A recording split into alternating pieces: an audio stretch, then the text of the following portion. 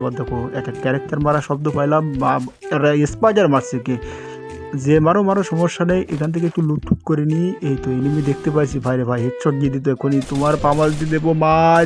কিরে কভারে চলে গেছে, কোনো সমস্যা না, আমি এবার তুমি এবার স্পাইডার মেরে দিতেছে, হুকু নিয়ে যাবো, এই পাশে অল মারবো ওই পাশে অল মারবো, তুমি আমারে কি করে মারো দেখি। আমার কাছে তো একটা ক্যারেক্টার স্কিল রয়েছে, ক্যারেক্টার মানে নতুন যে নাইরো আপডেটের ক্যারেক্টার, এটা তো মারা দিলেই ভাই এত জঘন্যতম, ওটারও তো দিয়ে দিছি।